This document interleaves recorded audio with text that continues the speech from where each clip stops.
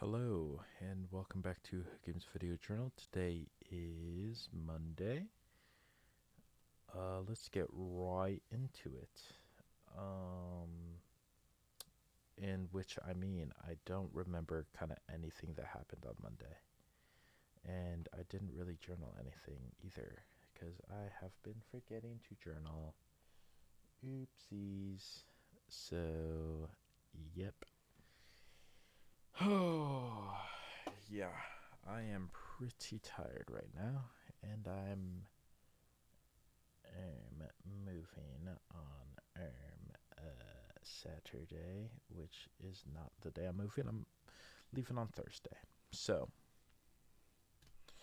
today I don't really have anything to talk about my day, but what I do want to talk about is something I find interesting, which is the kind of the ethics of fighting. Uh, what kind of got me started thinking about this is I was watching a video of,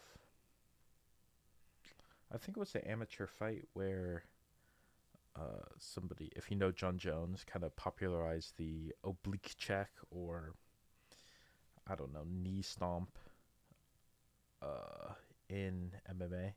And I just saw a video of somebody, you know, exploding somebody else's knee by stomping on it with their leg um, in like a amateur or like, I don't know, early career professional MMA fight. Which the comments in the video, the question was posed: Is this a dirty move? And obviously, debate ensued in the comments. Uh, so it kind of begs the question: Is it okay to intentionally try to harm your opponent in mixed martial arts?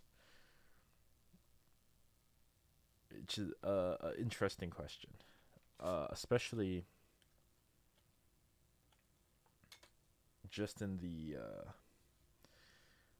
I think the grappling culture has maybe a different view than on this than strikers do. But maybe that might be maybe that might be that isn't necessarily true though. What I mean by that is in grappling there is, I think, a disdain for people trying to hurt each other in competition. Uh, Names like Pat Shigoli come to mind as a widely hated figure because of his, let's say, actions and mindset around competition and finishing submissions on people. In his case, very quickly and aggressively. Uh, I've heard something interesting that like it's really hard to stop something like that because it's more of a, like, funnily enough, a striking comparison. Like, you can't tell a boxer to only punch hard enough not to knock somebody out, so nobody gets brain damage or serious brain. I kind of understand that. Us intellectuals can see that getting hit in the head repeatedly can give you CTE, even if you never get knocked out. But that was, you know, I'm not that pompous actually. But, getting hit in the head repeatedly does give you brain trauma. So, but you can't tell somebody to pull their punches to not knock somebody out. Same thing can be said about submissions and submission grappling, that not finishing the submission or holding back on it, it's hard to tell somebody to do that when uh, you know people are trying to win. and people are also trying to uh, not get injured either, right? If I let you go, if I have a submission on you and I let you go and you go and break my leg, like, God, I feel stupid for letting you go in the first place. Right? I could have just finished the match there, kept both my legs in working order.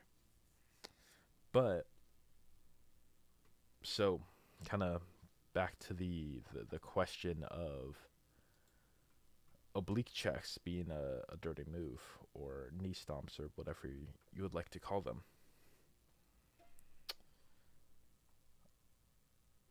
I find a hard time saying that it's a dirty move when people are ready for it, people train against it, it's legal, it's at this point popular, and it's not like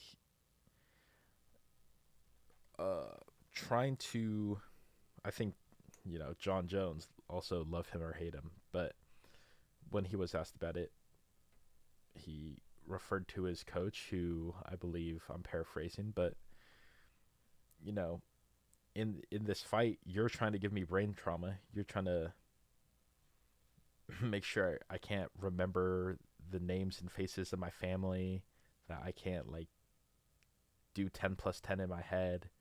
I can't, like, all these things. Like, I'm going to get, like, you are trying to hit me in the head and put me unconscious. Like, you are trying to make me not think anymore. Like, no more thinking for you. Like, temporarily and then semi permanently, or permanently in a lower fashion. Or just you're trying to, like, fucking kill me and take my head off. So if I, kick your leg and make you limp for the rest of your life, we're playing the same game here of dealing permanent bodily harm to each other. So, I mean, in that aspect, I do agree that it's not out of the question to, you know, kick at somebody's knee in regards to trying to injure their knee, that they can't use it against you, or they have to stop the fight. Especially in MMA, I would be interested to maybe have some data here, but I wonder what amount of fighters are trying to win versus, I guess, what fighters' goals are in each fight. Putting on a show, winning, dominating, trying to injure somebody, trying to kill somebody. Like, I have a hard time saying any move in MMA is dirty, if legal. Something that was interesting was like fake glove touches. So another move that is legal. Very hard to tell somebody not to do it. Maybe they could have a rule about it that it defining what a glove touch is becomes weird, like other stuff. It might be a bigger problem, not as big as a problem as I'm giving it credit for. Maybe it doesn't need to be as perfectly defined, but generally, fake glove touches are completely legal.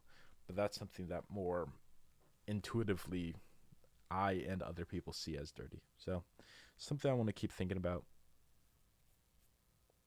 Also, I'm moving. Bye.